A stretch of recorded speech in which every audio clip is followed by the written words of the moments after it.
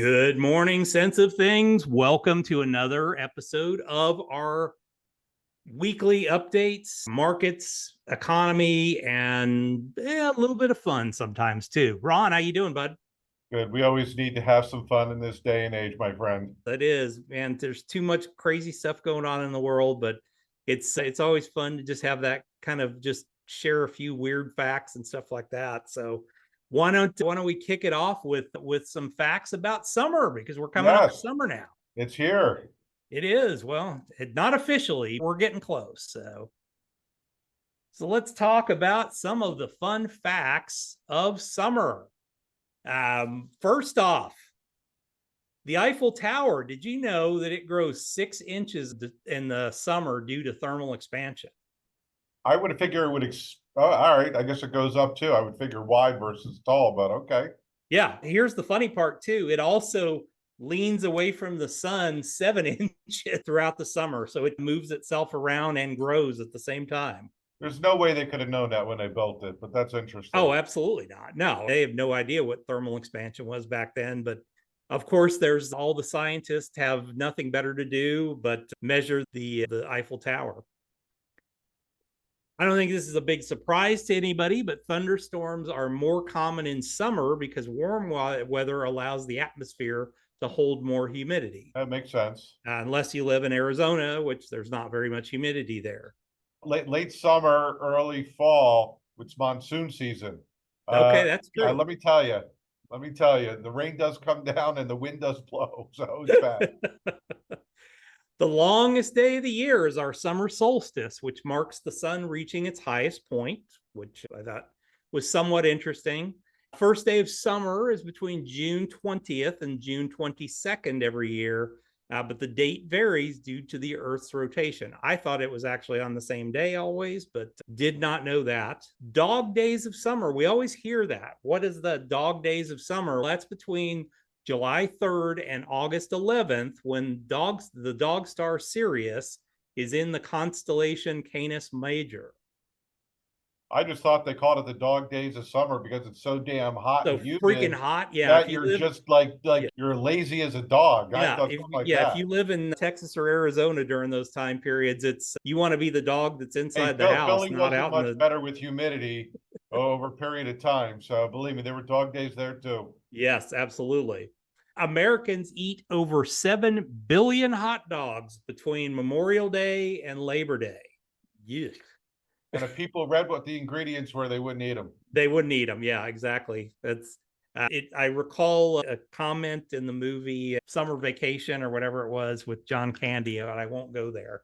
Watch the movie. Great Outdoors. Great Outdoors. Yes, Great Outdoors. Dan Aykroyd too. Great comment about what hot dogs are made of by the local raccoons. Largest ice cream scoop weighed 3,010 pounds. I want to see the contraption that scooped that.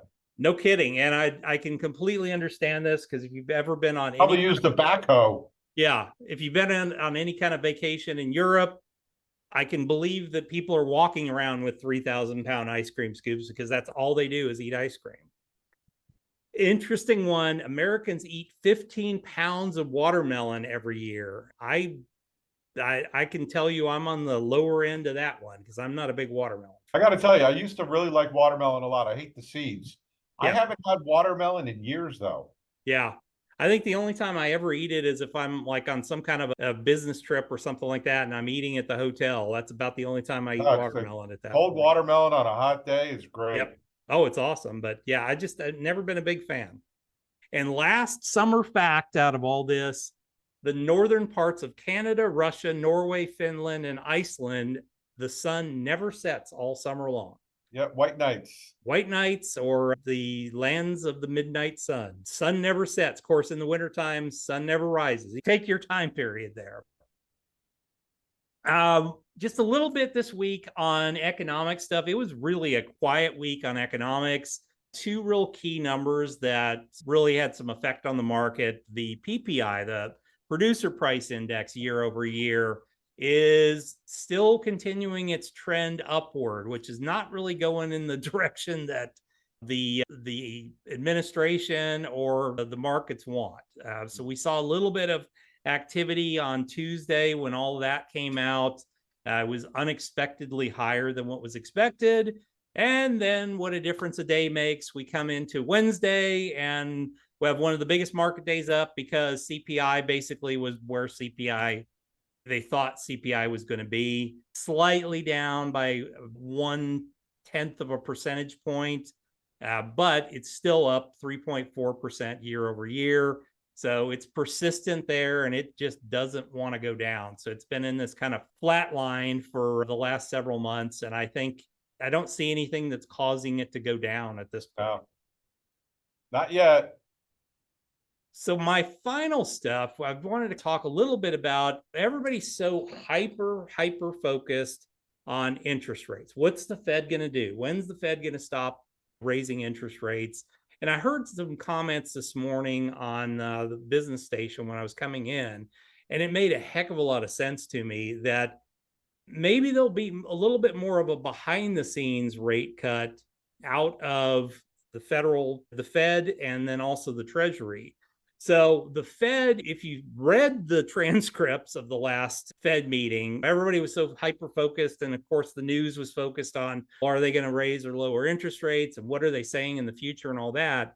But the part that I think most people missed and didn't really pay attention to is the fact that they're basically stopping quantitative tightening, which has been going on. And basically all quantitative tightening is the Fed stops buying treasuries from banks. And so when they stop buying those, that dries up liquidity inside the banks. They announced that they're going to stop that quantitative tightening. So they're going to go back to normal. So they're not in that situation where we're in quantitative easing, where they're going out and buying treasuries from all the banks and creating more liquidity, but they're just going to stop the tightening part of it. And they're going to go back to normal activity, which if you look at, that's about $85 billion, $85 trillion over a period of over time, or $85 billion. So it's a little bit of a move. It means there's more liquidity in the markets, and it means that the banks have a little bit more to go. The Treasury also announced that they're going to start rejiggering in anticipation of rates starting to come down. They're going to be doing some refinancing in the fall of some of our debt so that they can take advantage of potentially the lower interest rates. All financial engineering. It's all financial engineering. And the other part of that is that creates liquidity inside the system as well. So it might not be the overt Fed coming in and saying, hey, we're going to lower interest rates, but some of this behind the scenes stuff can actually start to reduce interest rates at that point, mainly because as interest rates go down, it's going to lower or that'll decrease the dollar, which can also decrease interest rates as well. So more to see. We'll keep an eye on that. But I think that's an interesting look at what we could potentially see from that piece of it. The last piece I wanted to cover is really the earnings season. If you look at the S&P, earnings are expected to be up almost 9.1% from the same period last year, with about 4.5% higher revenues. So it really has been a good earnings season. There's been some companies that have struggled a little bit, but industries that are either tech, AI focused, or ones that are focused on a little bit higher end, higher middle class, and higher end consumer, they're doing extremely well. So if you look at some of the big earnings beats, Walmart, now it's interesting because people typically think of Walmart as being the lower end consumer, but Walmart has been a beneficiary of the higher end consumers moving down the chain a little bit. So the target customer is becoming the Walmart customer, which is causing Walmart had phenomenal numbers. Home Depot, same thing. If you look into the tech space, Cisco had a big monster quarter. John Deere doing extremely well. Baidu and a couple of the big Chinese stocks coming out of years of awful there. Yeah. H&R Block, interestingly enough, which has not done well for years, had an outstanding quarter. And then Dropbox, which Had been the one that was falling by the wayside with some of their other bigger competitors, but it's having a big resurgence now with some of the AI stuff that they've started to add into their piece of it. Any thoughts on that, Ron? But even with the consumer-based companies, they're still saying that they're seeing slowdowns. Yeah. Yeah. And like I said, selling, but they're slowing down. Especially in anybody that's exposed to the lower income consumer. If you look at McDonald's, we've had these conversations about Starbucks and McDonald's and stuff like that. It's that discretionary. It always worries me when you see McDonald's struggle, because for a lot of people, that is their primary source of food because it's cheap and inexpensive and easy to do, especially for working parents. But when they start to struggle, when the lower end consumer struggles, that's where you start to see the cracks in the system a little bit. When the price of labor goes up 20, 30, 40%, it's got to get passed on to somebody. Yeah. Yeah. And the consumer just doesn't have the ability to pay those higher prices. And especially California, where your Happy Meal is $9, where other places it's a couple dollars. It's just they're just buying a Happy Meal for the toys. Yeah, that's it. I do too, but I'm just saying. So what do you got?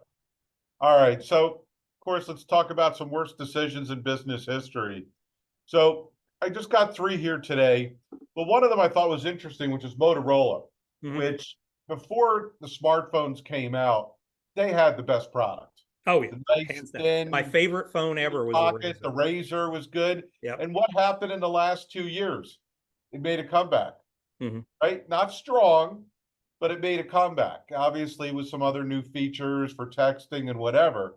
But I just thought it was interesting that they just thought like the iPhone would probably be a fad. BlackBerry will just fade out. But hey, they misread the market, like Kodak and Blockbuster and so many other companies saying, hey, we don't want to kill the golden goose. We got to keep going here. It's interesting. I didn't know that Motorola Mobility is now owned by Google. Yeah, I forgot when that deal happened, but that was a while ago. But they had no choice. It was like Nokia, right? Nokia owned the European market. They got taken out too. Well, Nokia I worked with them on the 401k side, and it just always made me laugh because they stopped innovating. They were so innovative early on with cell phones, and then they just stopped and just wouldn't move beyond the same phones that they've been using years after years. That's what happens when you got bad management. Yep. Red Lobster. Now, I saw this and I thought it was interesting because they just announced more closures. Okay. And this kind of caters to a certain part of the market. And this part of the market, they can't make it. But I thought it was interesting. The last paragraph here talked when they used to have the all you can eat. Obviously, nobody added up the cost of the snow crab, thinking, okay, you know what? We'll give away the snow crab so they'll get 3 or 4 drinks. Yeah. Or whatever, some kind of a lost leader when somebody's coming in. So I thought this was interesting too. Again, the price of goods have gone up, price of labor has gone up, but the people that typically would frequent the restaurant just can't afford it anymore. Yeah. And then, you end up with, yes, it's labor and everything else, but the cost of crab, I'm a huge fan of the show Deadliest Catch. And last year, basically, they shut down the fisheries for crab fishing. So those guys were all doing cod and all kinds of crazy crap that they normally wouldn't have done because the Fed said we can't really do the surveys and we don't know what the population of crab is. So we're just not going to do it. We're not going to allow fishing. And that just blows the cost through the roof on some of this stuff. Absolutely. Supply and demand on that part. And then the last one, A&W. Now, anybody that's ever made a root beer float, yes, Barks is good, but there's nothing like A&W vanilla ice cream. Sorry. So, but rather ironically, when A&W used to have the sites, and there are a few Stewart locations out there if you can find them, but they created a 3rd pound burger to compete with McDonald's popular quarter pounder and offering it at the same price. But apparently people can't do fractions very well. So people just thought that the quarter pounder was a bigger burger than the 3rd pounder. This is once again a testament to our educational system.